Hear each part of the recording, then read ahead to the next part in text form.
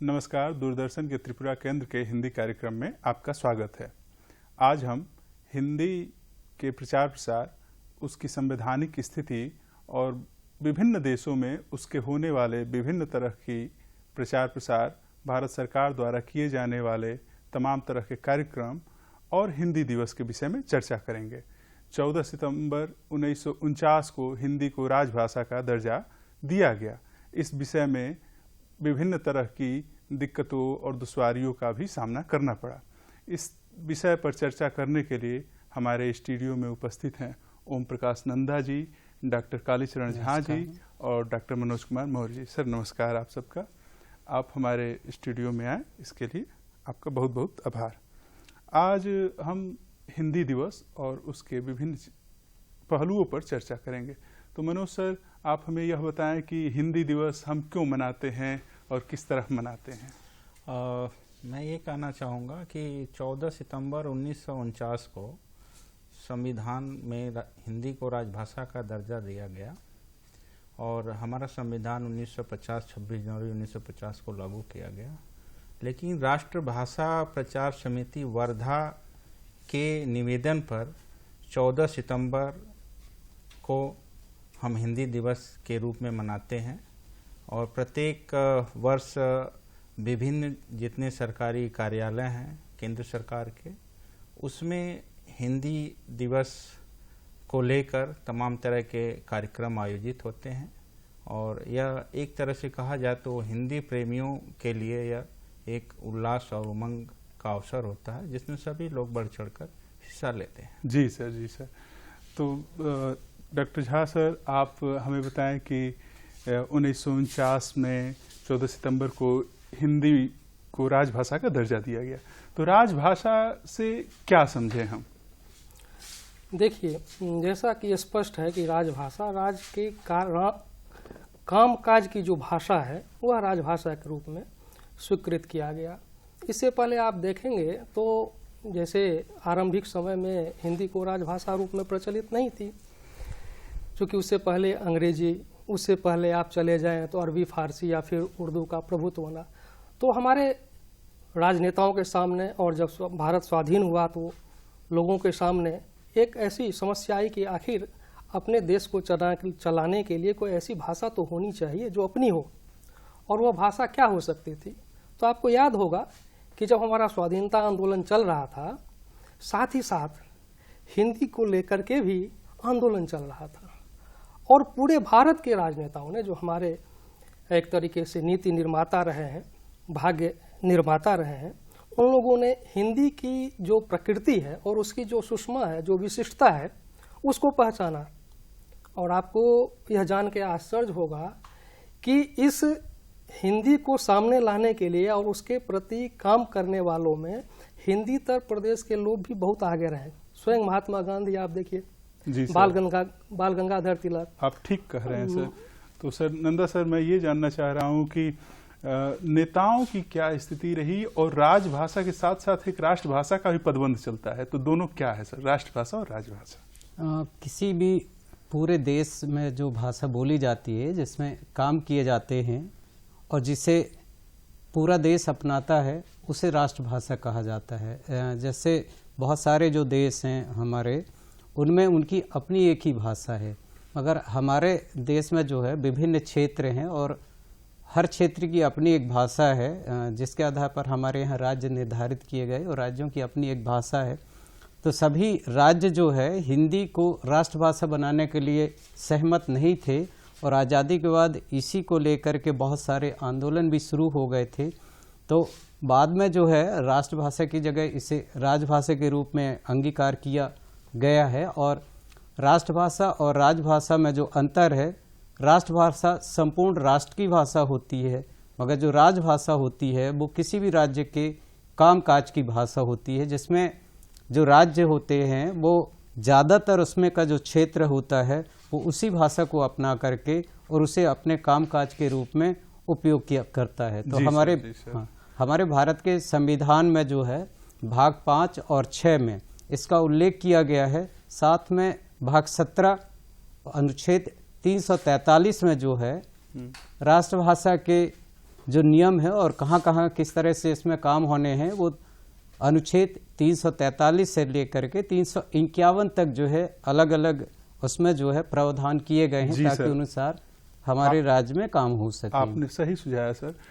मुझे उस अनुच्छेद में 351 अनुच्छेद याद आ रहा है, जहां सर आप थोड़ा सा 351 अनुच्छेद पर, जिसमें हिंदी के प्रचार प्रसार के लिए कि भारत सरकार कैसे प्रचार प्रसार करेगी और हर 10 साल पर 5 साल पर उसके समिति गठित करने का एक प्रावधान था, तो उसमें सर थोड़ा सा प्रकाश आप डालिए कि क्या स्थिति है प्रचार प्रसार को लेकर अभी।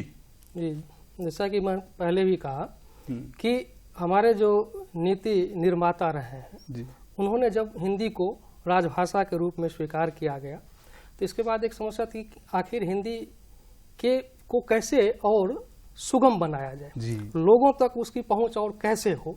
तो इसके लिए जो संवैधानिक उपबंध किए गए, जिसकी चर्चा नंदा जी ने भी की है, उसमें से जो 351 की चर्चा आप कर रहे हैं, उस 351 में यह स्पष्ट केंद्र सरकार को निर्देश दिया गया है कि सरकार हिंदी के प्रचार प्रसार के लिए काम करेगी, और न सिर्फ काम करेगी बल्कि जो भारत की जो सामाजिक संस्कृति है, उस सामाजिक संस्कृति के वाहक के रूप में हिंदी भाषा का प्रचार प्रसार किया जाना चाहिए। अब जब हम सामाजिक संस्कृति की बात करते हैं तो स्पष्टतः पूरे भारत की बात उसमें हो जाती है, चाहे वह हिंदीतर प्रदेश हो या दक्षिण भारत हो या कश्मीर हो, पूर्वोत्तर हो, सभी की जो संस्कृति है, अब वो आएगी कैसे? एक समस्या है कि आप कहेंगे कि सामाजिक संस्कृति की तो बात हम करते हैं, लेकिन उस संस्कृति की झलक आखिर हिंदी में आएगी कैसे? तो इसके लिए भी जो विभिन्न समितियां हैं, विभिन्न केंद्र सरकार की संस्थाएं हैं, वह अनुवाद के माध्यम से उस संस्कृति विशेष या भाषा विशेष के शब्दों को हिंदी में लाने का प्रयास किया जाता है। बहुत अच्छी लेकिन एक चीज मैं और यहाँ स्पष्ट करना चाहूंगा कि अभी 2018 में आदरणीय प्रधानमंत्री नरेंद्र मोदी जी के नेतृत्व में केंद्रीय हिंदी समिति की बैठक हुई थी, जिसमें यह स्पष्ट उल्लेख किया गया था कि हिंदी का जो सरलतम रूप है, उस सरलतम रूप को व्यवहार किया जाना चाहिए, उसे लागू किया जाना चाहिए, है ना? तो सवाल यह है कि यह सरलतम रूप कैसे होगी? तो इसके लिए भी बहुत सारे उपबंध किए गए हैं, और धीरे धीरे आप सभी जानते हैं कि हिंदी न सिर्फ संवैधानिक प्रोत्साहन के द्वारा बल्कि लोगों के द्वारा भी सर्वस्वीकृत हो रही है। जी सर, आपने बहुत अच्छा सुझाव दिया कि सामाजिक संस्कृति अयम निजम परोवेति गणना लघुचेतिसा वाली बात याद आ रही है मुझे। तो मनोज सर, मैं आपसे यह जानना चाहता हूं कि यह कंपोजिट कल्चर अथवा सामाजिक संस्कृति की जो चर्चा कर रहे हैं सर, तो भारतीय संस्कृति जो है, जिसे विविधता में एकता की बात करते हैं, वो हिंदी उसका ठीक ठीक संवहन कर पा रही है या उसे आगे बढ़ा पा रही है कि नहीं? आप इस संदर्भ में थोड़ा। नहीं, मैं तो कहूँगा कि हिंदी बिल्कुल इसको आगे बढ़ा रही है। आप देखिए कि जो भारत सरकार की जो संस्थाएं हैं हिंदी के विशेष रूप से, जिसमें मैं विशेष रूप से नाम लेना चाहूँगा केंद्रीय हिंदी निदेशालय और केंद्रीय हिंदी संस्थान का।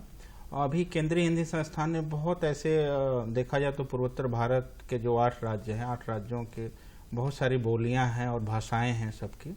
उन भाषाओं की उसने डिक्शनरी हिंदी और वो जो भाषा है, जैसे हिंदी और ककबरक की डिक्शनरी उसने तैयार किया है, जो है इसी तरह से हिंदी और असमिया का किया है, इसी तरह से जो है हिंदी और जो बंगला जो बोली जाती हैं जो भाषाएं जो है हिंदी तो, बंगला का भी, हाँ बंगला का तो पहले ही हो चुका है। तो इस तरह से जो हमारे यहाँ की जो भाषाएं हैं राज्यों की, उस पर ये बड़ा काम हो रहा है। उससे यह होगा कि कम से कम जो है हम उनकी संस्कृति को, उनके कल्चर को, उनकी भाषा को जो है समझने में डिक्शनरी एक बड़ा रोल होता है उसका जो है। और इसी तरह का काम जो है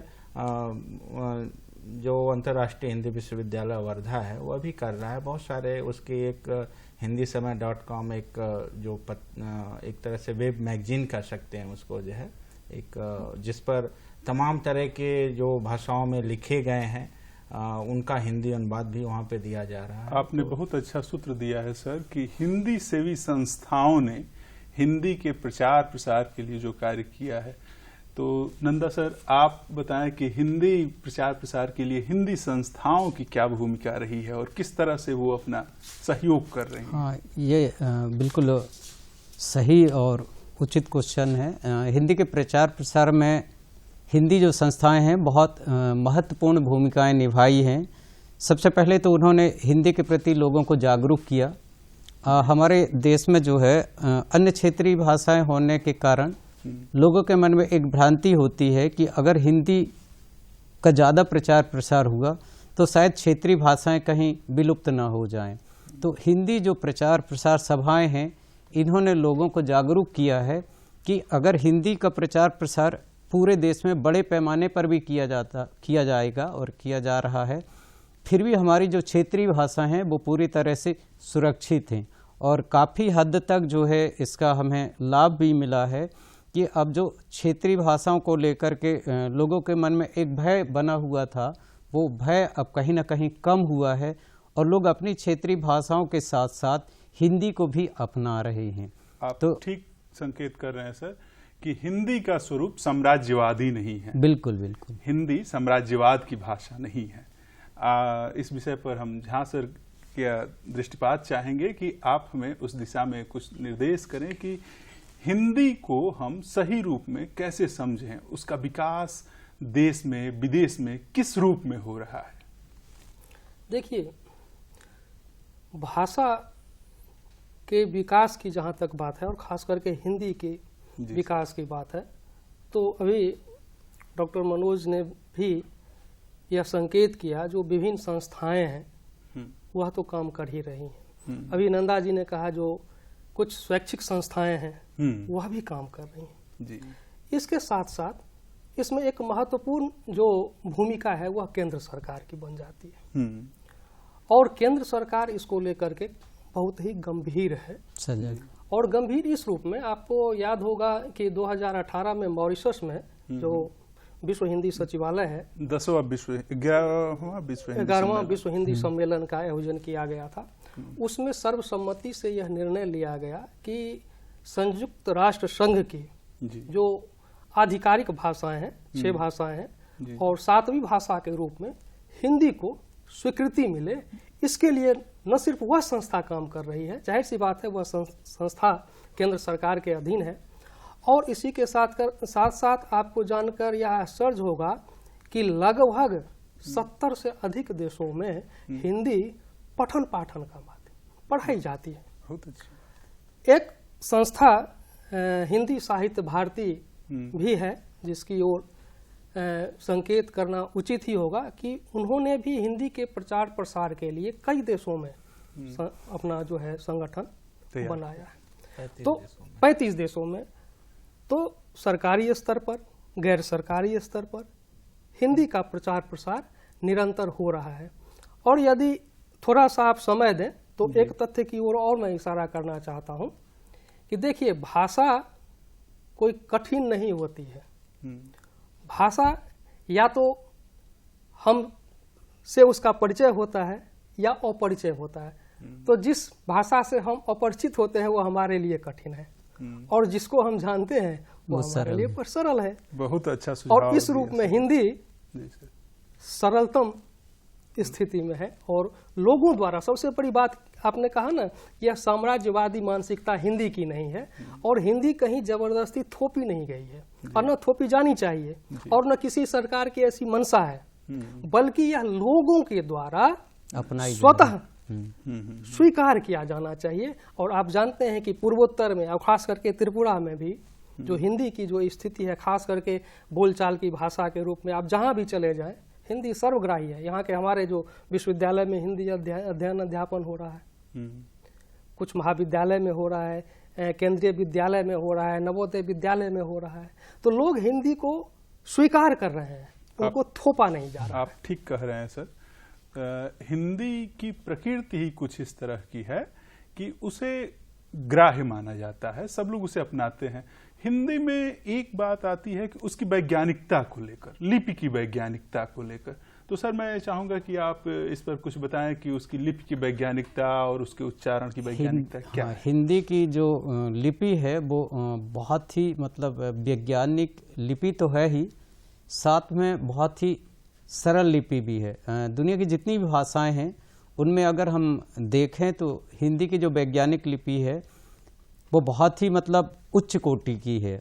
साथ में इसमें जो शब्द हैं वो पूर्णतः सभी क्षेत्रों में सभी चीज़ों के लिए उपयोग किए जा सकते हैं और उनका अर्थ भी स्पष्ट किया जाता है। अन्य कुछ भाषाएं हैं जिनमें शब्दों की संख्या कम है, मगर हिंदी में जो है अगर हम वैज्ञानिक रूप से देखें तो शब्द जो हैं वो बहुत ही ज़्यादा समृद्धशाली हैं, उच्च कोटि के हैं, पर्याप्त हैं। तो अगर हम वैज्ञानिक दृष्टि से देखें तो हिंदी जो है बहुत ही वैज्ञानिक भाषा है और बहुत ही उच्च कोटि की किंतु सरल और अपनाई जाने वाली भाषा है। बहुत अच्छा आपने सुझाव दिया सर।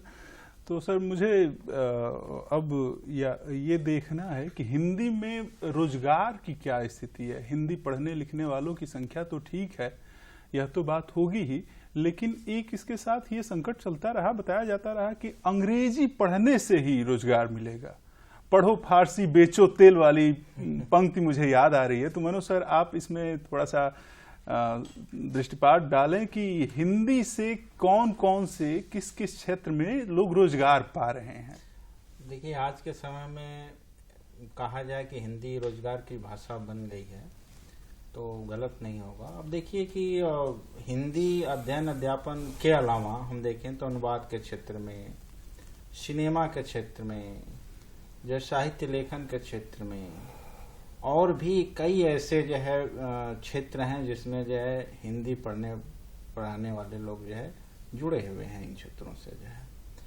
अभी आप देखिए कि जितनी भी गूगल में आप देखिए, गूगल में एक हिंदी के लिए एक बड़ा अवसर है जो है। इसी तरह से जनसंचार माध्यमों में और भी बहुत सारे ऐसे क्षेत्र हैं जिसमें पत्रकारिता जैसे हम कह सकते हैं, प्रिंट मीडिया है, उसमें जो है इलेक्ट्रॉनिक मीडिया है जो है। इसके अलावा जो बहुदेशी कंपनियां हैं, विदेश की कंपनियां हैं, उनमें भी जो है हिंदी वालों के लिए अवसर है रोजगार के। मेरी जानकारी में मेरे 4-6 जो मित्र थे जो है उनको सरकारी नौकरी नहीं मिली, लेकिन वो जो है उन क्षेत्रों में जाके काम कर रहे हैं, उन मल्टीनेशनल जो कंपनियां हैं उसमें काम कर रहे हैं, उनको एक अच्छा पैकेज मिल रहा है। तो आज के समय में जो है हिंदी के लिए जो है विभिन्न क्षेत्रों में रोजगार के अवसर उपलब्ध हुए हैं और ये हिंदी की एक बड़ी जीत है। जी सर आपने ठीक ही कहा। एक अगर जैसा कि डॉक्टर मौर्य ने कहा है कि जो यह रोजगार परक जो हिंदी जो है ना, अब वह रोजगार की भाषा बन गई है। जी। और जो भाषा रोजगार से जुड़ जाती है तो उसके प्रचार प्रसार और उसके महत्व निर्विवाद होते हैं। यूं ही वह रोजगार की भाषा नहीं बन जाती है। एक और महत्वपूर्ण तथ्य की ओर मैं इशारा करना चाहूँगा। इन्होंने लगभग सभी क्षेत्रों की चर्चा तो की ही, लेकिन एक और महत्वपूर्ण चीज़ जो हिंदी पढ़ने वालों के लिए फायदेमंद है और जो उसको हिंदी से ज़्यादा जोड़ने के लिए भी सक्षम है, आप जानते हैं कि कंटेंट राइटिंग, ठीक है ना। ये अच्छा। और यह जो कंटेंट है वह किसके लिए है? आप देखते हैं कि जो हमारा तो एक लोकतांत्रिक देश है, लोकतंत्र का पर्व अक्सर जो है सो मनाया जाता है। तो अब नेता जो होते हैं वह भी भाषण लिखने के लिए वह एक कंटेंट राइटर रखते हैं। तो वहाँ भी रोजगार की एक सृष्टि हो रही है जो कि पहले नहीं उपलब्ध था। दूसरी बात और जो मीडिया के साथ साथ खास करके जो हमारा मनोरंजन का क्षेत्र है, आप देखिए चाहे वह सिनेमा हो, रेडियो हो, FM हो, सब जगह वहाँ हिंदी के लिए काम करना न सिर्फ आसान है बल्कि रोजगार वहाँ उपलब्ध है। इसके साथ साथ जो वर्तमान समय में जैसे जैसे मीडिया का प्रभाव बढ़ रहा है, जी सर, वैसे वैसे हिंदी अपने लिए रोजगार के लिए रास्ता खोजती चली जा रही है। जी सर। और इसका एक महत्वपूर्ण उदाहरण मैं देखूं, जो विभिन्न जो आप प्रचार देखते हैं, बहुराष्ट्रीय कंपनियों की चर्चा इन्होंने की, आप उनका जो प्रचार बनाया जाता है, उनका जो स्लोगन बनाया जाता है, देखिए हिंदी में हो रहा है। तो उस वहाँ भी रोजगार है। तो ऐसा नहीं है। तो हिंदी अब के लिए को पढ़ करके वो सिर्फ फारसी और तेल वाली बात नहीं जी। है, बल्कि अब वास्तव में हिंदी को पढ़ करके आदमी न सिर्फ शिक्षक बनते हैं, न सिर्फ प्रोफेसर बन सकते हैं, बल्कि विभिन्न क्षेत्रों में वह जा सकते हैं जहां अनंत संभावनाएं मौजूद हैं। इस पर मैं भी थोड़ा सा प्रकाश डालना चाहूँगा। जी जी जैसे रोजगार के 4 क्षेत्र होते हैं, या तो ज़्यादातर लोग सरकारी नौकरियों पर जाते हैं, दूसरे होते हैं राज्य की नौकरियों पर, नहीं तो अपना खुद का व्यवसाय भी होता है और खुद की संस्थाएं भी होती हैं। जी आज जो है हम अगर देखेंगे तो शिक्षा के क्षेत्र में हिंदी को बहुत ज़्यादा बढ़ावा मिल रहा है, मीडिया के क्षेत्र में मिल रहा है, उसमें इलेक्ट्रॉनिक मीडिया हो या प्रिंट मीडिया हो। हमारे देश में लाखों करोड़ों समाचार पत्र हर दिन निकलते हैं। फिर इसमें हिंदी में जो है आप देखे होंगे फिल्में भी बन रही हैं, तो फिल्म भी जो है हिंदी के लिए एक अच्छा क्षेत्र है, शिक्षण एक अच्छा क्षेत्र है और हिंदी का प्रचार प्रसार पूरी दुनिया में हो रहा है।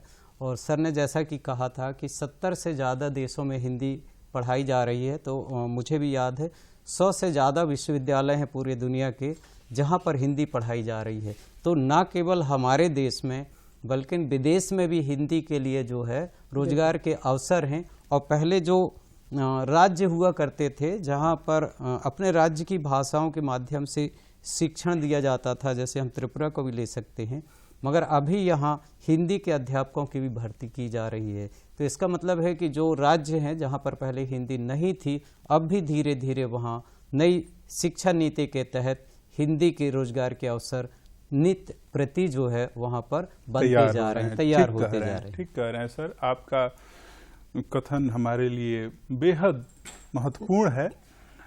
मुझे याद आ रहा है कि हिंदी के विकास के संदर्भ में बहुत सारे लोगों ने अपना योगदान दिया है। अब हम उत्तर से कश्मीर से कन्याकुमारी तक की यात्रा करें तो उसमें रेलवे स्टेशन पर बोले जाने वाली एक भाषा केवल मिलती है। यदि हम हिंदी जानते हैं तो कश्मीर से कन्याकुमारी तक की यात्रा कर सकते हैं, या किसी हम देव स्थान पर चले जाएं तो हमारा हिंदी से चाहे पूरब से पश्चिम, उत्तर से दक्षिण कहीं चले जाएं, हमारा काम हो जाता है। तो अब हिंदी के लिए कोई बाध्यता नहीं रही है कि नहीं हिंदी के साथ आप दक्षिण भारत की कोई भाषा जाने, नहीं अंग्रेजी के बिना आपका काम नहीं होगा। मुझे याद आ रहे हैं, बार बार याद आते हैं करमचंद गांधी जी कि हिंदी के लिए उन्होंने जो प्रयास किया, उन्होंने कहा कि मैं हिंदी को प्रेम करता हूं उस तरह जैसे एक बच्चा अपनी माँ से करता है। मैं अंग्रेजी से घृणा नहीं करता, लेकिन मेरी माँ को हटाकर कोई आना चाहे तो मैं उससे घृणा करूंगा। यह उनका कथन था। अंग्रेजी यदि साम्राज्यवादी भाषा बने और हम पर थोपी जाए तो यह ठीक नहीं है। जाहिर बात है कि हम लोग हिंदी में, हम सभी लोगों का विकास, हम भारतीयों का विकास हिंदी में होगा ही। 1857 की क्रांति में रोटियों पर जो भाषा लिखकर सैनिकों में प्रचारित होती थी वह हिंदी थी, वह कोई अन्य भाषा नहीं थी। यही कारण है कि रविन्द्रनाथ टैगोर ने कहा कि अन्य भारतीय भाषाएं नदियां हैं और हिंदी महानदी है। तो मैं चाहूंगा सर कि आप हमें यह बताएं कि हिंदी के जो भिन्न भिन्न क्षेत्र हैं, रोजगार हैं, यह तो हैं ही। भारत सरकार का एक कार्यक्रम है कि सभी संस्थाओं में एक राजभाषा विभाग स्थापित हो। सरकारी और सह सरकारी दोनों क्षेत्रों में जितने भी संस्थान हैं उस तरह के जुड़े, उनमें राजभाषा विभाग स्थापित हो और हिंदी की एक अच्छी स्थिति बनाने के लिए उसमें अनुवाद का कार्यक्रम हो, हिंदी के प्रचार प्रसार के लिए हिंदी पखवाड़ा मनाया जाए, सप्ताह का आयोजन हो, चाहे बैंक हो चाहे अन्य जगह हो। तो आप बताएं कि हिंदी पखवाड़ा का क्या स्वरूप है और किस लिए मनाया जाता है? देखिए, मैं कहना चाहूँगा कि जो राजभाषा की जो बात की जा रही है कि हिंदी राजभाषा के रूप में सभी सरकारी कार्यालयों में अपनाई गई है और राजभाषा विभाग की एक महत्वपूर्ण जिम्मेदारी है। अभी सोचिए कि किसी भी संस्था में, जो सरकारी संस्था है केंद्र सरकार की, उसमें राजभाषा विभाग जिस संस्था में है उसकी जिम्मेदारी बहुत ही महत्वपूर्ण होती है। एकदम से वहाँ पे जितने उसके जो डॉक्यूमेंट्स होते हैं, या एनुअल रिपोर्ट्स जिसको हम कह सकते हैं, उसका एनुअल रिपोर्ट्स का उसका हिंदी अनुवाद करना, और बाकी जितने भी उसके तो काम बहुत हैं। एक राजभाषा विभाग के लिए जो है किसी भी संस्था में बहुत सारे काम है जो है। सभी उसके संस्थाओं के जो नेम प्लेट होते हैं वो हिंदी में लिखे जाते हैं, और बाकी कोई पत्र है हिंदी में लिखा गया है तो उसका जो है अंग्रेजी में आप उत्तर नहीं दे सकते हैं। तो कई बार होता है कि ऊपर बैठे हुए लोगों को हिंदी नहीं आती है तो फिर जो है उनको जो है फिर राजभाषा विभाग को ये काम करवाते हैं जो है। तो ये तो एक बड़ी जिम्मेदारी है राजभाषा विभाग की जो है। और इसके अलावा आप देखिए कि तमाम ऐसे जो क्षेत्र हैं जिसमें राजभाषा विभाग जो पखवाड़े के संदर्भ में आप कह रहे हैं कि पखवाड़ा जो हो रहा है तो उस पखवाड़े में ये क्विज कराते हैं, एसे राइटिंग करवाते हैं, भाषण प्रतियोगिता करवाते हैं। मतलब 15 दिन जो है, ये 15 दिन का जो पखवाड़ा होता है, कोई संस्था 1 सितंबर से 15 सितंबर तक करती है तो कोई 15 सितंबर से वो जो है अंतिम 15 दिन 30 सितंबर तक करती है। और उसमें 15 दिन जो है वो कार्यक्रम होते हैं। उसमें जैसे किसी यूनिवर्सिटी की हम बात करें, जैसे त्रिपुरा विश्वविद्यालय की हम बात करें, तो यहाँ पे राजभाषा विभाग वो बच्चों के लिए वो एसे राइटिंग करवाता है, निबंध लेखन प्रतियोगिता कराता है, भाषण प्रतियोगिता कराता है, कर्मचारियों के लिए कराता है, संकाय सदस्यों के लिए कराता है। तो ये तमाम तरह के जो है कार्यक्रम जो होते रहते हैं। और यह आप देखिए कि जो हिंदीतर प्रदेश है, मैं दक्षिण भारत की बात करूं, मेरा दक्षिण भारत का अनुभव रहा है कुछ सालों का रहने का, तो वहाँ पे यह काम बहुत उल्लास के साथ किया जाता है। और उसमें आप देखेंगे कि उसमें भाग लेने वालों की जो है आप कह सकते हैं कि कमी नहीं है, जो है सैकड़ों की संख्या में लोग छात्र और कर्मचारी जो है उसमें जो है। जी सर, आपने हिंदीतर भाषी प्रदेश की चर्चा की तो मैं कालीचरण झा सर से जानना चाहूंगा कि आपका लंबा अनुभव है हिंदीतर भाषी प्रदेश में कार्य करने का, तो यहाँ हिंदी पखवाड़ा किस तरह मनाया जाता है और उसकी क्या स्थिति है? देखिए, हिंदी पखवाड़ा और हिंदी दिवस जो हम लोग मनाते हैं तो यह तो हमारा एक तरीके से संवैधानिक दायित्व है। और कोई भी दिवस का पालन करना या पखवाड़ा के पालन करने का सीधा सा मतलब ये होता है, एक उल्लास का माहौल होता है। आप ध्यान देंगे कि जैसा कि मनोज जी ने भी संकेत किया है, और किसी दिवस को मनाने का मतलब सिर्फ यह नहीं कि एक दिन हम मना लिए फिर भूल गए। जी जी जी, और खास करके हिंदी को लेकर के, जैसा कि केंद्र सरकार के द्वारा जो प्रावधान है, जो हिंदी की जो संवैधानिक स्थिति जिसकी चर्चा हमने की और आपने भी की थी, 351 की चर्चा हुई थी, तो उसमें स्पष्ट दिशा नहीं कि यह संघ का कर्तव्य है। और इस कर्तव्य को करने के लिए जो ये राजभाषा के माध्यम से जो यह त्योहार, एक तरीके से हम इसको त्योहार के रूप में करते हैं, और त्योहार का मतलब यह होता है कि उल्लासमय वातावरण, कि यह जो 15 दिन लगभग सिर्फ हिंदी में रहता है, चाहे वह केंद्रीय कार्यालय हो या राज्य सरकार के कार्यालय हो, जहां राज्य सरकार जो हिंदी क्षेत्र है वहां पर तो विभिन्न प्रतियोगिता कार्यक्रम तो होते ही हैं, जैसा कि उन्होंने कहा, तो उसकी पुनरावृत्ति की आवश्यकता नहीं है।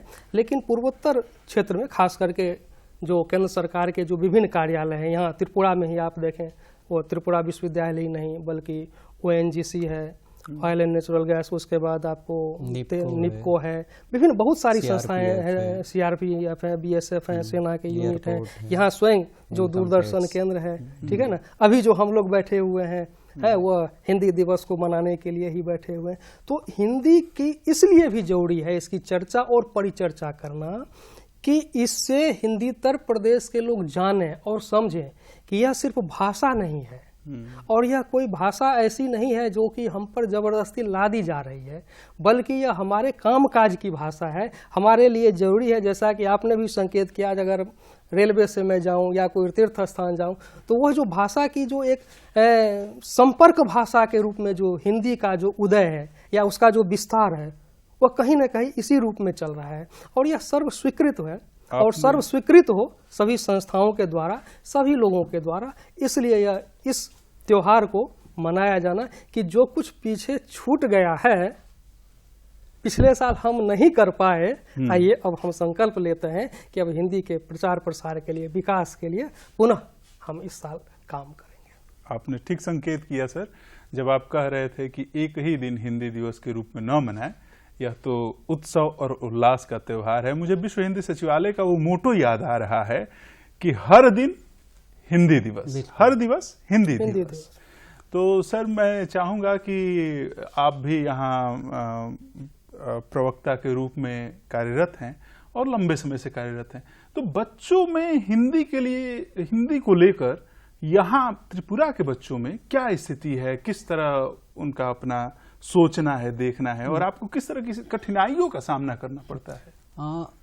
असल पहले लोगों के मन में ये कि भ्रांति थी और एक भय भी था कि अगर उनका बच्चा अपनी क्षेत्रीय भाषा को सीख तो रहा ही है क्योंकि वो उसकी अपनी मातृभाषा है, और अगर वो हिंदी को सीखता है तो कहीं ना कहीं उसकी मातृभाषा में जो पकड़ है वो कम हो जाएगी। ये लोगों के मन में भय था।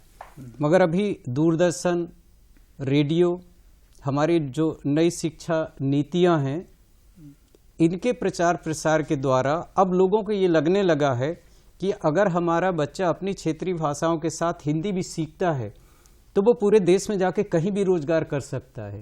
क्षेत्रीय भाषा में वो सीमित होता था, हिंदी सीखने के बाद वो पूरे देश में कहीं भी जा सकता है। और इसीलिए न केवल स्कूलों में जो लोग बुजुर्ग हैं या ज़्यादा आयु के हैं वो भी दूरदर्शन के माध्यम से हिंदी सीखने लगे हैं, और उसके पीछे दूरदर्शन की अहम भूमिका है।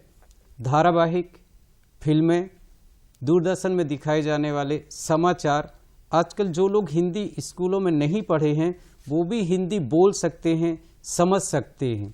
तो अभी जो हिंदी का प्रचार प्रसार है वो बहुत ही ज़्यादा हो रहा है। जैसे मैं त्रिपुरा में भी बताना चाहूँगा कि पहले ज़्यादातर लोग जो है हिंदी नहीं जानते थे, रिक्शा वाले हैं, दुकान वाले हैं, मगर अभी आप छोटे स्तर से देखेंगे, ऊपर स्तर तक आप कहीं भी चले जाइए, सारे के सारे लोग हिंदी बोल रहे हैं, समझ रहे हैं।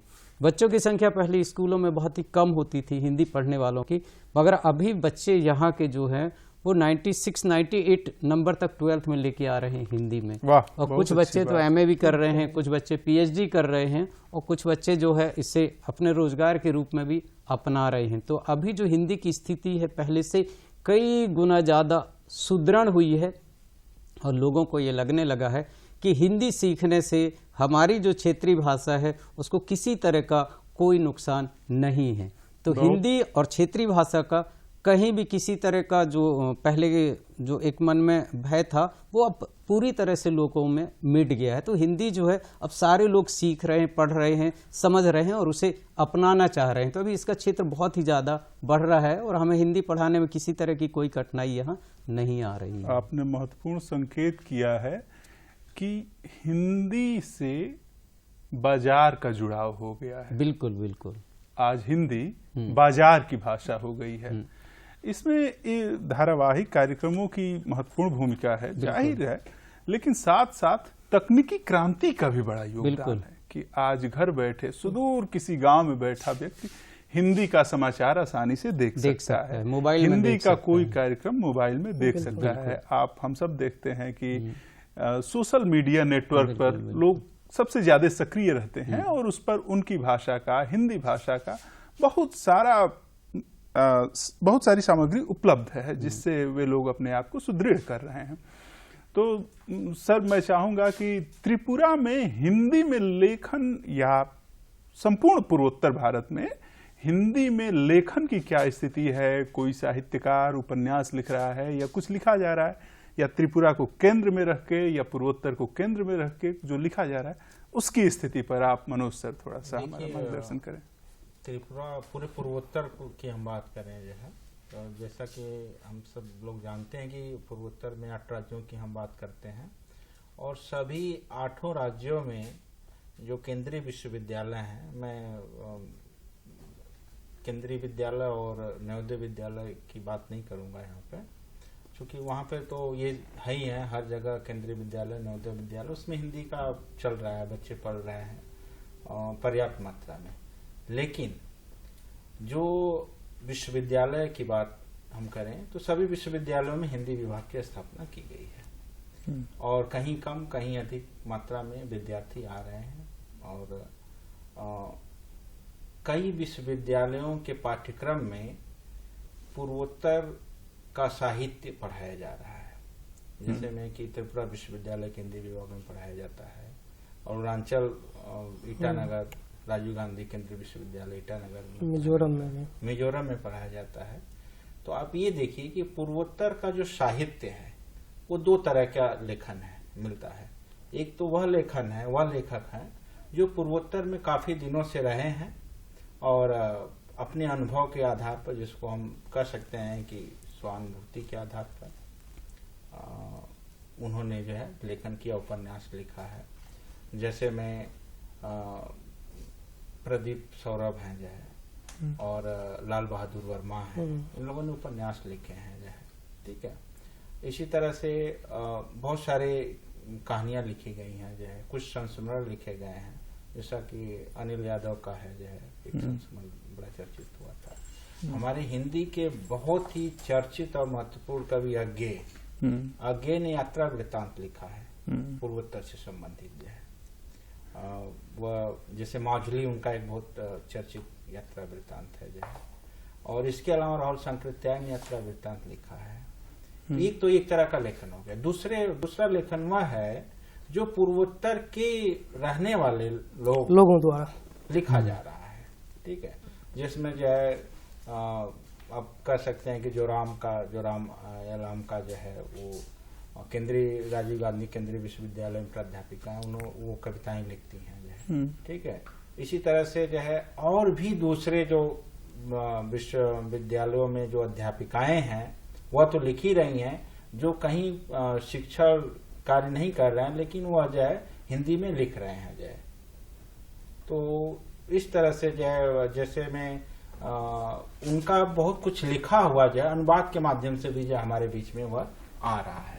बहुत बढ़िया संकेत है आपका कि पहले जो लोग अपनी मातृभाषा से अंग्रेजी में अनुदित होना चाहते थे, वही लोग अब अपनी मातृभाषा से हिंदी में अनुदित होना चाह रहे हैं। हिंदी का एक तरह से बाजार बड़ा हो रहा है, इस पर बार बार चर्चा हो रही है। तो सर यहाँ मैं इन्हीं की बातों को थोड़ा सा और जी विस्तार देना चाहता हूँ, वह इस रूप में कि एक तो इसका जो सृजनात्मक साहित्य लिखा जा रहा है, रचनात्मक साहित्य लिखा जा रहा है, एक तो वो जो कि बाहर से आए यहाँ रह गए जो हिंदी भाषी हैं, लेकिन जो यहाँ के मूल निवासी हैं उनके द्वारा भी हिंदी में जो है सो सृजनात्मक साहित्य या रचनात्मक साहित्य लिखा जा रहा है।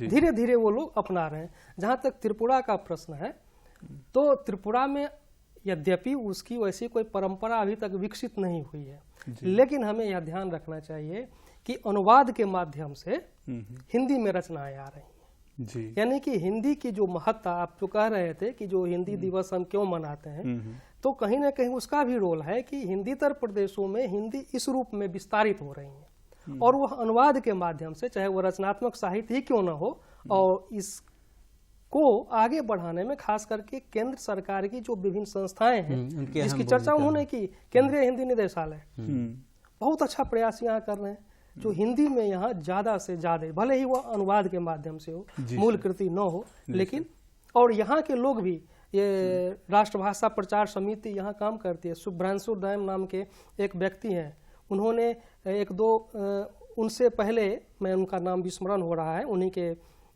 आचार्य गुरु एक तरीके से, तो उन्होंने एक उपन्यास भी लिखा, लेकिन दुर्भाग्यवश वह प्रकाशित नहीं हो पाया था, क्योंकि उस समय वहाँ हिंदी, यहाँ जो है हिंदी की उतनी स्थिति अच्छी नहीं थी, लेकिन फिर भी लिखा जा रहा है, तो ये बहुत ही सुखद संयोग है और अच्छा संकेत है। आप ये देखिए कि कई पत्रिकाएं निकाली जा रही हैं। हाँ, वही मैं भी इस पर प्रकाश डालने वाला था। पूर्वोत्तर है, केंद्रीय हिंदी संस्थान की पत्रिका है, और जैसा कि हम सब लोग जानते हैं केंद्रीय हिंदी संस्थान के पूर्वोत्तर में कई जो है संस्थान में केंद्र है, बहुत सारे केंद्र हैं जो है, और समन्वय पूर्वोत्तर की बात किया। इसी तरह से जो एक सिक्किम से कंचन जंगा निकलती है, तो इन पत्रिकाओं में जो है यहाँ के लोगों के द्वारा जो है वो रचनात्मक और जो है आलोचनात्मक दोनों तरह का जो है वो साहित्य लेखन आ रहा है। इसके अलावा असम से निकलने वाला जो है हिंदी का पत्र है जो है, एक पत्र निकलता, शिलोंग से भी निकलता है, और अभी त्रिपुरा में कोई ऐसा हिंदी का पत्र नहीं निकल रहा है, लेकिन आगे मुझे उम्मीद है कि जल्द ही जो है आने वाले दिनों में जो है यहाँ से भी हिंदी के पत्र का जो है समाचार। हाँ, मगर यहाँ मैं बताना चाहूँगा, जैसा कि अभी कुछ दिन पहले 10 अगस्त को नगर राजभाषा की बैठक हुई थी ओएनजीसी में, जिसमें हमारे अगरतला के त्रिपुरा के जितने भी सरकारी संस्थाएं हैं उनमें के जो भी संस्था के मुखिया थे या जो हिंदी का कामकाज देख रहे हैं वो लोग इकट्ठे हुए थे, जिनकी संख्या लगभग 150 से लेकर 200 के बीच थी जी। और वहाँ त्रिपुरा में जो सबसे अच्छी पत्रिकाएं हैं, ऐसी 3 पत्रिकाओं को पुरस्कार भी दिया गया था। साथ में जो हिंदी के क्षेत्र में, राजभाषा के क्षेत्र में अच्छा काम किए थे उन व्यक्तियों को भी दिया गया था और उन संस्थाओं को भी दिया गया था। तो उस दिन मुझे देखने को मिला कि यहाँ त्रिपुरा में भी जो है केंद्रीय सरकार की जो संस्थाएं हैं उसमें बहुत सारी पत्रिकाएं जो है निकाली जा रही हैं और उसको जो है राजभाषा मंत्रालय के द्वारा भी अभी 2-3 दिन पहले उसका जो है परिणाम घोषित किया गया है, क्योंकि त्रिपुरा जो है पूर्वोत्तर राज्य होने के कारण ये गा क्षेत्र में आता है। तो गा क्षेत्र में 3 जो पत्रिकाएं हैं उनको पुरस्कृत किया गया है। मैं एक चीज़ और यहाँ पर बताना चाहूँगा कि पूर्वोत्तर में जितने भी केंद्रीय विद्यालय हैं वहाँ से भी विद्यालय पत्रिका निकलती है और उसमें 50% जो है हिंदी रखना अनिवार्य है। सारी संस्थाओं में 50% की पुस्तकें हिंदी की खरीदना भी अनिवार्य है। ठीक है, तो पहले जहाँ पर इस क्षेत्र में लेखन कम हुआ करता था, अब सारे के सारे केंद्रीय विद्यालय से निकलने वाली पत्रिकाएं, केंद्रीय सरकार के जितनी भी संस्थाएं हैं, सारी जगह से निकलने वाली पत्रिकाएं, चाहे वो किसी भी स्तर पर उसकी शुरुआत हो चुकी है और ये शुरुआत जो है धीरे धीरे आज नहीं तो कल बीज से वृक्ष का रूप जरूर धारण करेगी। तो इस क्षेत्र में भी जो है लेखन बहुत ही अच्छा शुरू हो चुका है और आने वाले समय में लेखन का जो क्षेत्र है वो निःसंदेह उच्च कोटि का, उत्कृष्ट कोटि का बनने जा रहा है। मुझे याद आ रहे हैं गोपाल दास नीरज, जो मानते थे कि हिंदी जो है कई संस्कृतियों को अपने भीतर समावेशित करती है। बिल्कुल। झा सर ने संकेत भी किया कि हिंदी में अनुवाद के माध्यम से कई भाषाओं की रचनाएं आ रही हैं। मनोज सर ने भी उस तरफ संकेत किया। उन्होंने एक हिंदी पर जो कविता लिखी, उस कविता का नाम है हिंदी है भारत की बोली। उन्होंने उस कविता में लिखा कि इसमें मस्ती पंजाब की, गुजरात की है कथा मधुर, रसधार देववाणी की है, मंजुल बंगला की व्यथा मधुर, साहित्य फलेगा फूलेगा पहले पीड़ा से कपने दो, हिंदी है भारत की बोली तो अपने आप पनपने दो। बहुत ही अच्छा, बहुत ही तो सुंदर। हिंदी अपने आप पनप रही है। यह गोपाल दास नीरज उस समय में जान रहे हैं, आप सब जानते हैं गोपाल दास नीरज बहुत बड़ा नाम है हिंदी में, और वो अनेक कवियों के माध्यम से बताते हैं कि हिंदी की स्थिति क्या है। सर, हम ये जानना चाहेंगे आपसे कि हिंदी ने अपने भीतर जो विभिन्न संस्कृतियों का समावेश किया, उसके साथ साथ रोजगार का भी अवसर प्रदान किया, लेकिन हिंदी सेवी संस्थाओं ने इस दिशा में कौन कौन सी पत्रिका निकाली? कुछ पत्रिकाओं के माध्यम से आप थोड़ा सा बताएं तो ज़्यादा अच्छा रहेगा। जैसे एक समन्वय पूर्वोत्तर की चर्चा हुई, एक गवेषणा निकलती है वहां से, आगरा से, आगरा केंद्रीय हिंदी संस्थान, केंद्रीय आगरा हिंदी संस्थान से गवेषणा। तो गवेषणा के विषय में भाषा है, समन्वय पश्चिम है। तो इन पत्रिकाओं ने अलग अलग क्षेत्र के लोगों के लिए स्थान निर्धारित किया। जैसे कि हम जानते हैं समन्वय पश्चिम जो पत्रिका है वह गुजरात, राजस्थान और महाराष्ट्र के लोगों के लेखकों को अपने भीतर शामिल करती है। और इसी दिशा में एक हिंदी सेवी संस्था मुझे याद आ रही है, मद्रास वाली राष्ट्रभाषा प्रचार समिति, उसकी जिसकी स्थापना गांधी ने की थी, महात्मा गांधी ने की थी। तो उस संदर्भ में कुछ आप बता सके तो ज्यादा अच्छा रहेगा राष्ट्रभाषा प्रचार समिति के विषय में। चूंकि मनोज सर का अनुभव रहा है, वो रहे हैं हैदराबाद, तो कुछ वहाँ के विषय में क्षेत्र में रहे। भाषा प्रचार समिति इसी नाम से पत्रिका भी निकलती है। और राष्ट्रभाषा प्रचार समिति जो है आज के संदर्भ में हम देखें तो जो मद्रास में, हैदराबाद में दक्षिण भारत प्रचार सभा के रूप में जो है काम कर रही है। और दक्षिण भारत प्रचार सभा में न केवल पठन पाठन होता है, बल्कि वहाँ पे जो शोध कार्य भी होते हैं, पीएचडी और एमफिल के शोध कार्य भी कराए जाते हैं। बहुत अच्छा। और कहा जाए तो हिंदी के विकास और विस्तार में, विशेष रूप से दक्षिण के संदर्भ में, इन संस्था का जो है एक बहुत बड़ा जो है महत्वपूर्ण रोल रहा है जो है। और हिंदी तो चूंकि समन्वय की भाषा रही है जी, और वह सबको अपने अंदर आत्मसात कर लेती है, सभी भाषाओं के शब्दों को। अब देखिए कि अब आज के संदर्भ में यदि कहा जाए कि जो है इसमें कौन भाषा, हिंदी की कौन सी भाषा आती है, आपको कहना हिंदी कोई अलग से शब्द उसके शब्द नहीं है जो है, ठीक है।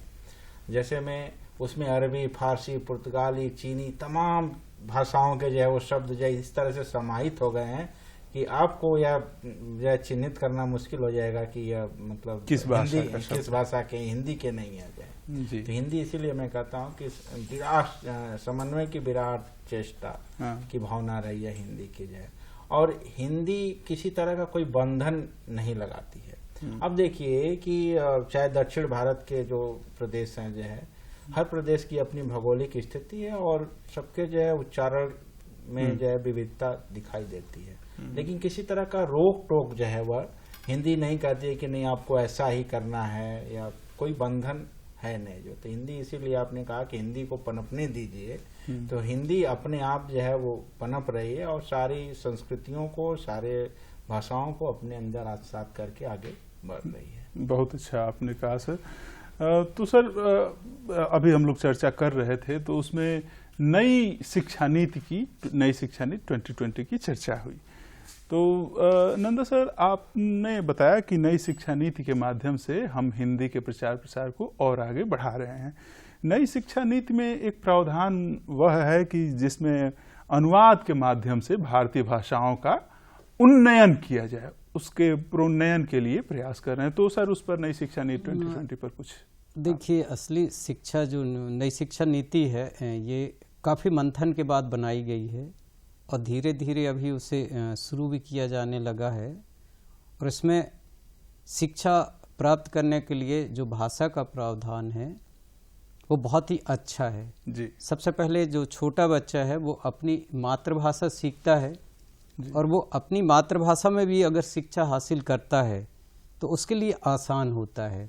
उसके साथ साथ उसको हिंदी या अन्य कोई भाषाएं जो है उस पर थोपी नहीं जा रही है। वो अपनी रुचि, अपनी इच्छा के अनुसार उन भाषाओं को अपना रहा है। तो पहले जो है एक तरह से हम ये कह सकते हैं कि भाषा सीमित थी, मगर नई शिक्षा नीति में भाषा को ज़्यादा मतलब विस्तार दिया गया है। और पहले ऐसा होता था कि कोई भी शिक्षण संस्थाओं में या केंद्रीय संस्थाओं में 2 भाषाएं लिखी जाती थी, रेलवे स्टेशन में भी 2 भाषाएं लिखी जाती थी, या हमारे मतलब जितनी भी संस्थाएं वहाँ पर, मगर अभी तीसरी भाषा का भी प्रावधान किया गया है और वो है उनकी अपनी क्षेत्रीय भाषा। तो नई शिक्षा नीति में जो है क्षेत्रीय भाषा को भी बल मिलेगा, हिंदी को भी बल मिलेगा और अन्य भाषाओं को भी बल मिलेगा। तो जो बच्चे का ज्ञान है और जो उसकी भाषा में पकड़ है वो और भी ज़्यादा बनेगी और वो जो है ज़्यादा रोजगार के अवसर ज़्यादा क्षेत्रों में पाने के लिए तैयार होगा। तो भाषा के क्षेत्र में भी जो नई शिक्षा नीति में प्रावधान रखे गए हैं वो बहुत ही अच्छे हैं और बच्चों के लिए जो और भी ज़्यादा सरल साबित होंगे आने वाले समय में। आपने बहुत अच्छा बताया सर। तो नई शिक्षा नीति ने जो भारतीय भाषाओं के उन्नयन का रास्ता तैयार किया है, राजमार्ग बनाया है, उसमें हिंदी की क्या स्थिति है? हिंदी में क्या कुछ ऐसा है कि अन्य भारतीय भाषाओं से हिंदी में अनुवाद किया जाए या अन्य भारतीय भाषाओं से किस तरह के टेक्स्ट हम हिंदी में लाएं और हिंदी पढ़ने वालों को किस तरह उसका विकास हो या अपने उसमें शिक्षा में रोजगार परक शिक्षा को ज्यादा महत्व दिया गया, कुछ इस तरह का प्रावधान हो तो बताएं। पहले बच्चों को ज़्यादातर जो है हम अगर देखेंगे तो तकनीकी या अन्य क्षेत्रों में, चिकित्सा के क्षेत्र में, तकनीकी के क्षेत्र में, अन्य क्षेत्रों में केवल अंग्रेजी का बोलबाला देखने को मिलता था। एकदम सही। हाँ, मगर अभी जो है इन क्षेत्रों में भी हिंदी को जो है हिंदी में पुस्तकें तैयार की जा रही हैं अब कोई भी बच्चा जो मेडिकल की पढ़ाई करता है, पहले इंग्लिश उसके लिए अनिवार्य हुआ करती थी। अगर हम इंजीनियरिंग की पढ़ाई के लिए देखें तो उसके लिए भी इंग्लिश उसके लिए ज़रूरी हुआ करती थी। जब तक उसको इंग्लिश नहीं आती थी, इन क्षेत्रों में वो अपनी पकड़ नहीं बना पाता था। मगर अब जो है हिंदी की किताबें भी तैयार की जा रही हैं। तो अब जो बच्चे हैं वो केवल अंग्रेजी के साथ ही नहीं, हिंदी के माध्यम से हिंदी में भी जो है ये शिक्षा हासिल कर पाएंगे। हाँ सर। हाँ, मैं इन्हीं नंदा जी की ही बात को आगे बढ़ चुकी। आपने जो राष्ट्रीय शिक्षा नीति 2020 की बात की, उसमें हिंदी के लिए क्या है, जी इन्होंने भाषा को लेकर के चर्चा की, आपने अनुवाद की बात की, तो उसमें एक महत्वपूर्ण चर्चा की गई है कि एक अनुवाद संस्थान की स्थापना होगी। वाह। ठीक है, और उसके माध्यम से जो भारतीय भाषाओं, विभिन्न भारतीय भाषाओं में अनुवाद की प्रक्रिया को आगे बढ़ाया जाएगा। देखिए, यहाँ 2-3 चीज़ों की ओर मैं आप लोगों का ध्यान आकर्षित करना चाहूँगा कि यह जो नई शिक्षा नीति है वह भाषा को लेकर के उसकी जो सोच है या उसकी जो दृष्टि है बिल्कुल साफ और स्वच्छ है। कहीं भी विरोध या वैमनस्यता की बात वहाँ नहीं है, एकदम। चाहे वो प्राथमिक स्तर हो या माध्यमिक स्तर हो या उच्च स्तर हो। जी जैसा कि 1986 की जो राष्ट्रीय शिक्षा नीति थी जी। उसमें जो त्रिभाषा फॉर्मूला की चर्चा की गई थी ना, यहाँ भी उसका संकेत है, लेकिन अन्य रूप में है। कैसे? जो हिंदी उत्तर प्रदेश है वहाँ क्या था कि अंग्रेजी, हिंदी और एक अन्य भारतीय भाषा पढ़ाई जाती थी। और जो हिंदी उत्तर प्रदेश है वहाँ अंग्रेजी, वहाँ क्षेत्र विशेष की भाषा और हिंदी। अब यहाँ क्या किया गया है नई शिक्षा नीति में कि भाषा की तो चर्चा की गई है, अंग्रेजी एक भाषा होगी, लेकिन इसके साथ साथ आप स्वतंत्र हैं, राज्य स्वतंत्र है कि 2 कोई भारतीय भाषा पढ़ाए। अब आप देखिए त्रिपुरा के या एक हिंदी उत्तर प्रदेश के संदर्भ में क्या होगा कि एक अंग्रेजी पढ़ाई जाएगी, दूसरी वहाँ क्षेत्र विशेष की जो क्षेत्रीय भाषाएं हैं वो पढ़ाई जाएगी, तीसरी भाषा क्या होगी? हिंदी। क्यों? इसलिए देखिए, मैंने पूछा प्रश्न, उत्तर आपने कहा हिंदी। क्योंकि आप जानते हैं कि हिंदी अब सिर्फ हिंदी नहीं रही, बल्कि वो एक तरीके से भारतीय की आत्मा को अभिव्यक्त करने की भाषा बन गई। तो अंततोगत्वा हिंदी के लिए वहाँ अपने आप, जो जैसे कि आपके मन में आया वैसे ही अन्य लोगों के मन में भी आएगा कि हिंदी को ही हमको पढ़ाया जाना चाहिए। एक बात। दूसरी बात और है, न सिर्फ हिंदी बल्कि केंद्र सरकार की यह इच्छा भी है, मैं इच्छा नहीं कहूँगा बल्कि एक दूरदर्शिता है कि उन्होंने संस्कृत को भी, या जो क्लासिकल लैंग्वेज है अपने यहाँ जी, उसको बढ़ावा देने के लिए भी स्कूलीय स्तर पर लागू किया गया है। इसके साथ साथ विदेशी भाषा के अध्ययन अध्यापन की भी महत्ता वहाँ प्रतिपादित की है कि मतलब स्कूल लेवल पर, हायर सेकेंडरी लेवल पर जो है सो आप एक विदेशी भाषा भी ले सकते हैं, पढ़ सकते हैं।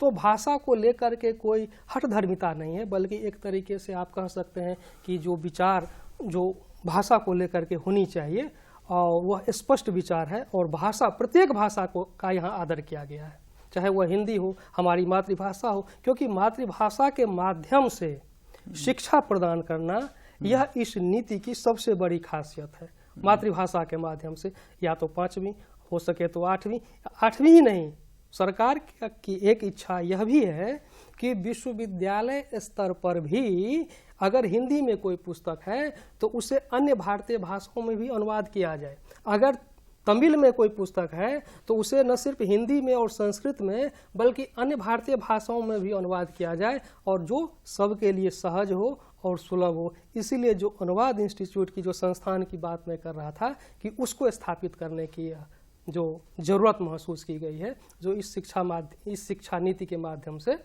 फलीभूत होगा, और वह बड़े ही हर्ष का विषय है।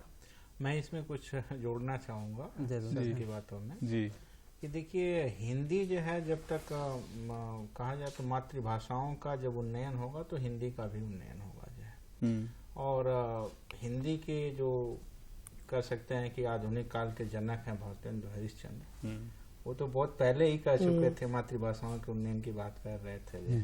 निज भाषा उन्नति है, सब उन्नति का मूल, बिन निज भाषा ज्ञान के 1870 के आसपास जो यह बात कर रहे थे जो है। जी।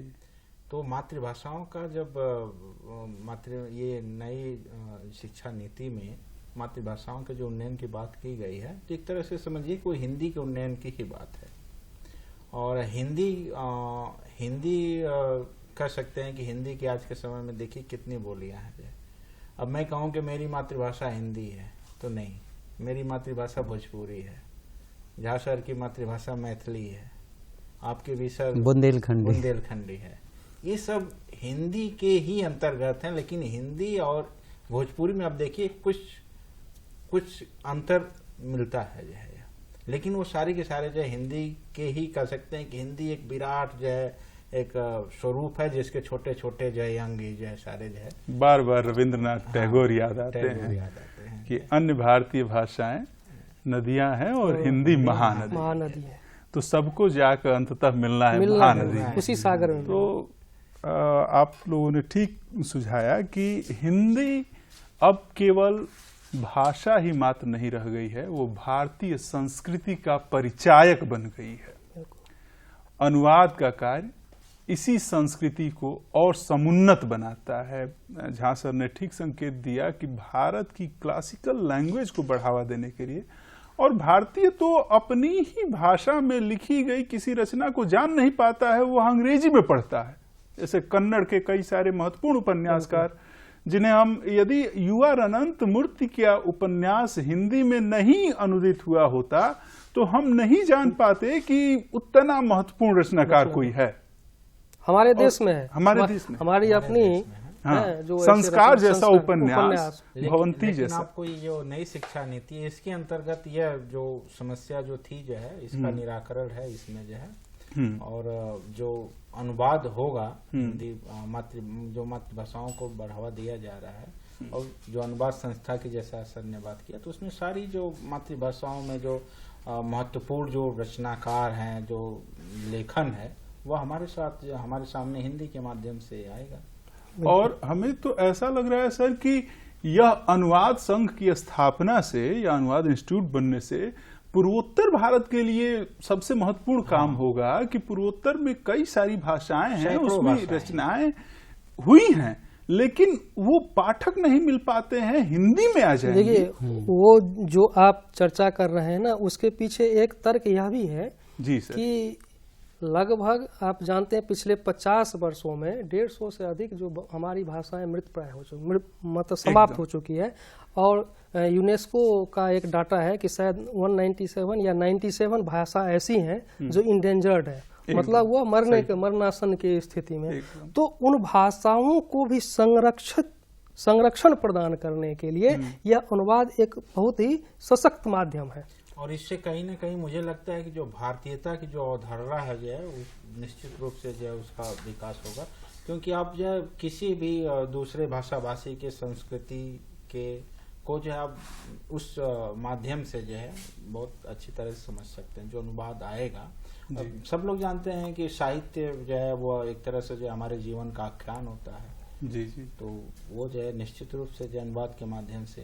आप ठीक कह रहे हैं सर कि इंडियनेस की या भारतीयता की जो चर्चा होती है वह तो अपने संपूर्ण स्वरूप की ही चर्चा होती है, और संपूर्ण स्वरूप तो तभी आएगा जब हम प्रत्येक भाषा की संस्कृति, उसके साहित्य को जान पाएंगे, और वह भारतीयता कुछ सुदृढ़ ढंग से होगी हमारी।